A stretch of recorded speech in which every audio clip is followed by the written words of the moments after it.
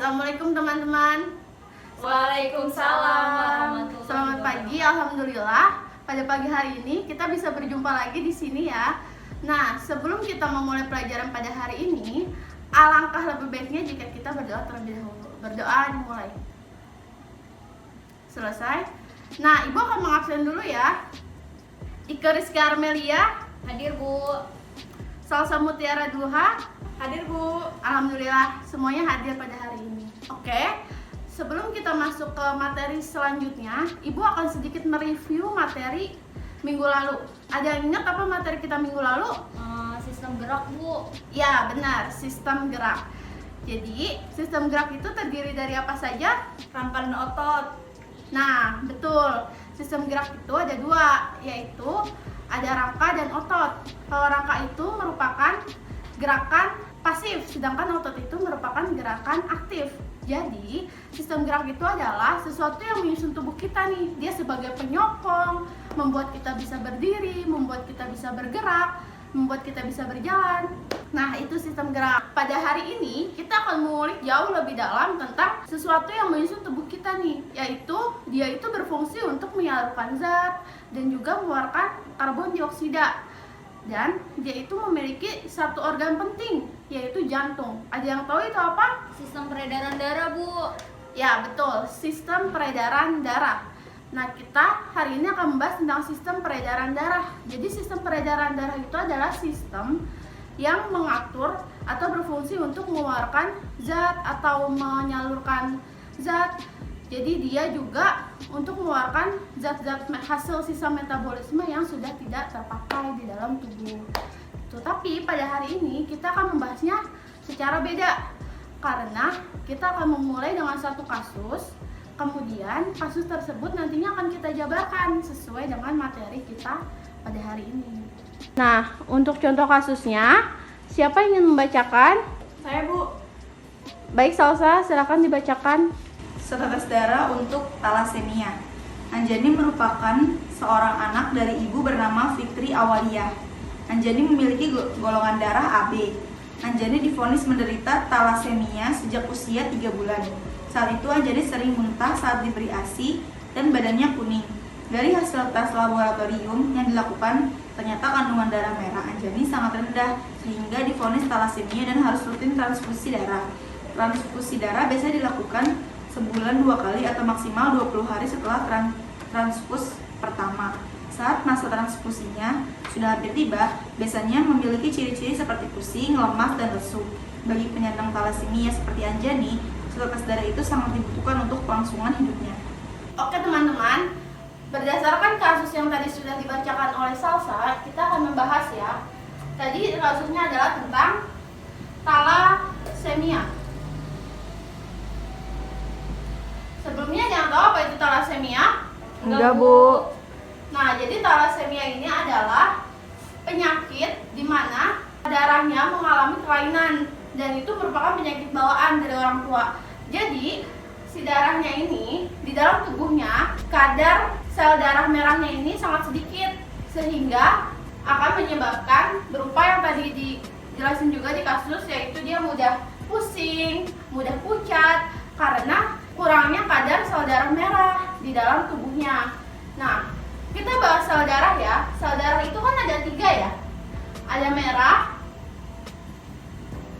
putih, dan satu lagi keping darah. Nah, di sini ciri-cirinya akan kita bahas satu persatu berdasarkan PPT yang sudah Ibu buat ya. Nah, sel darah itu kan ada 3 ya teman-teman ya. Kita akan bahas satu persatu berdasarkan ciri-cirinya. Yang pertama itu ada eritrosit. Eritrosit itu mengandung hemoglobin. Dia juga bersifat fleksibel dan elastis, lalu memiliki diameter kurang lebih 7,5 nanometer, mempunyai kemampuan melekat satu sama lain membentuk pilar-pilar, dan dia itu dibentuk oleh sumsum merah. Dan jumlahnya pada pria itu sekitar 5 juta mm kubik dan pada wanita sekitar 4,5 juta mm kubik. Yang kedua ada leukosit. Leukosit itu jumlahnya kurang lebih 5.000 sampai 9.000 per milimeter kubik. Dia juga mempunyai inti, dan berdasarkan bentuk inti dan butir-butir sitoplasmanya, leukosit itu dibedakan menjadi dua. Ada granulosit dan agranulosit. Kalau granulosit itu dia ada tiga, ada neutrofil, eosinofil, dan basofil. Sedangkan agranulosit dia ada dua, monosit dan limfosit. Nanti masing-masing ciri-cirinya kalian bisa cari sendiri ya. Dan yang terakhir itu ada trombosit. Ciri trombosit yang pertama itu dia memiliki bentuk yang tidak teratur. Lalu jumlahnya itu sekitar 200.000 sampai 400.000. Trombosit juga berperan dalam proses pembekuan darah. Dan umurnya itu hanya beberapa hari dengan diameter 3 sampai 4 nanometer. Sudah paham kan tentang sel darah? Sudah, Bu. Jadi kita lanjut ya. Tadi ada aspek kedua, yaitu thalassemia ini membutuhkan transfusi darah. Transfusi darah. Pada proses transfusi darah ini, antara pendonor dengan resipien ini, dia ini harus memiliki kecocokan. Ini jadi pendonor, resipien.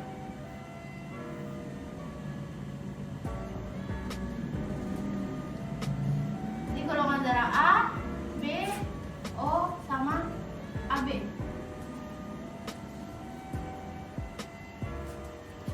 Begitupun resipiennya ya. A, B, O, sama AB. Nah, di sini ada yang ingin membantu Ibu untuk menjawab ini.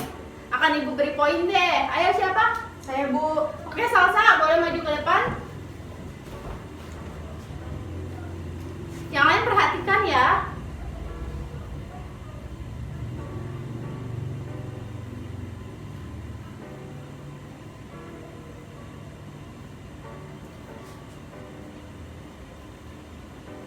Oke, bagus sekali Salsa. Ayo beri tepuk tangan dulu. Nah, terima kasih Salsa. Silakan kembali ke tempat sama, Bu. Nah, jadi ini udah benar semua ya. Jadi pendonor A dia hanya bisa diterima oleh orang yang golongan darah A, O, sama AB. Tapi yang O pun jarang, dari A ke O pun jarang. Nah, kalau B dia hanya bisa terima oleh B dan AB. Kalau O dia bisa di semua, kalau AB dia hanya bisa di AB.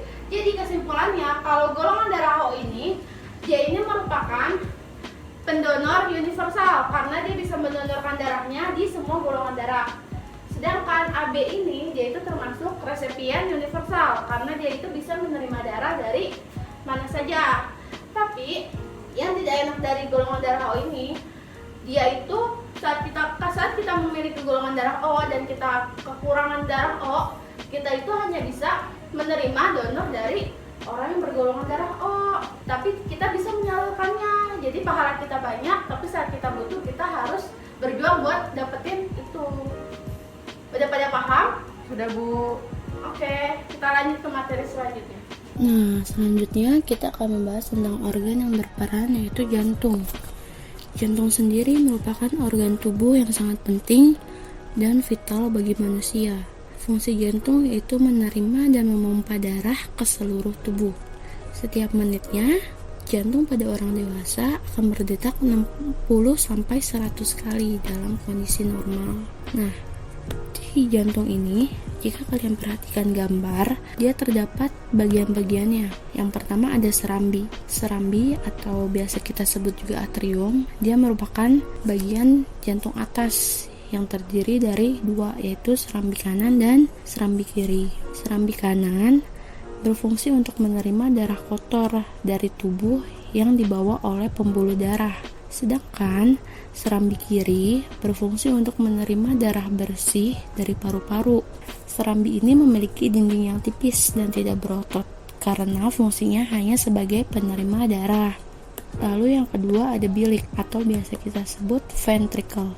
Bilik ini merupakan jantung bawah, bagian jantung bawah yang terdiri dari bilik kanan dan bilik kiri. Bilik kanan berfungsi untuk memompa darah kotor dari jantung ke paru-paru. Sementara bilik kiri berfungsi untuk memompa darah bersih dari jantung ke seluruh tubuh. Namun, si dinding bilik ini dia berbeda dengan dinding serambi karena bilik ini memiliki dinding yang jauh lebih tebal dan berotot daripada serambi. Lalu yang ketiga ini ada katup. Nah, katup ini sendiri berfungsi untuk menjaga aliran darah ke satu arah. Nah, di sini kan terdapat 4 katup. Yang pertama ada katup trikuspid. Dia berfungsi mengatur aliran darah antara serambi kanan dan bilik kanan. Lalu yang kedua ada katup pulmonal. Dia berfungsi mengatur aliran darah dari bilik kanan ke arteri pulmonalis yang membawa darah ke paru-paru untuk mengambil O2 atau oksigen. Yang ketiga ada katup mitral. Dia berfungsi untuk mengalirkan darah yang kaya oksigen dari serambi kiri ke bilik kiri. Dan yang terakhir ada katup aorta. Dia berfungsi untuk membuka jalan bagi darah yang kaya oksigen untuk dilewati dari bilik kiri ke aorta. Nah, selanjutnya kita akan membahas perbedaan antara arteri, kapiler, dan vena. Yang pertama kita bahas dari dindingnya dulu ya. Kalau arteri itu, dia itu dindingnya tebal dan elastis. Kalau vena, dia itu dindingnya tipis dan kurang elastis.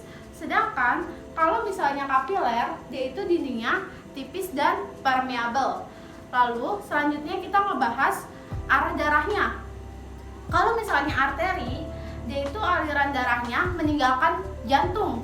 Kalau vena, dia itu menuju jantung. Sedangkan kalau misalnya kapiler, dia itu berawal dari arteriol. Nah, terus selanjutnya kita itu akan ngebahas tentang tekanannya. Kalau arteri atau pembuluh nadi, dia itu kuat dan memancar karena dia itu terletak di nadi yang seperti bisa kita rasakan. Jadi kalau misalnya dia luka, dia itu darahnya akan memancar. Sedangkan kalau vena, itu yang sering kita temui di pembuluh darah, dia itu darahnya hanya menetes saja. Kayak kita kena luka, itu kan pasti cuma netes saja kan. Nah, sedangkan kalau misalnya kapiler, dia itu peralihan antara sistem bertekanan tinggi dengan sistem bertekanan lemah tuh. Nah, kalau letaknya seperti yang kita tahu, kalau arteri atau pembuluh nadi, dia itu terletaknya di pembuluh nadi. Sedangkan kalau misalnya vena, dia itu terletak di seluruh pembuluh darah. Kalau kapiler, dia terletak di antara arteri dan vena.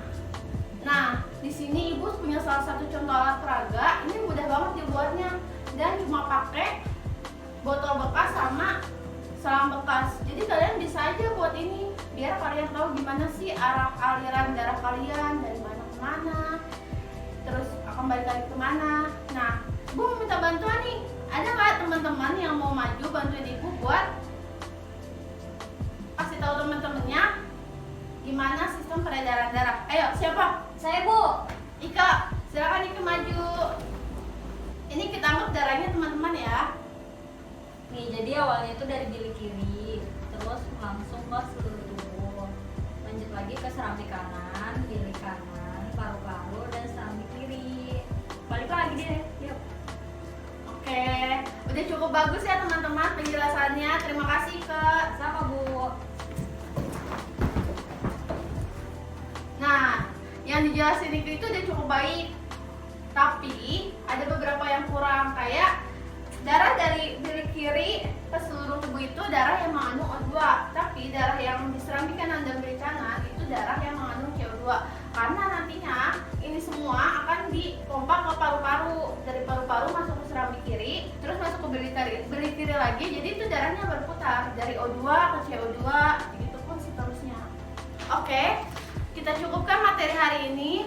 Antusias teman-teman udah bagus sekali. Tepuk tangan untuk kita semua. Yeay. Ya, terima kasih semuanya.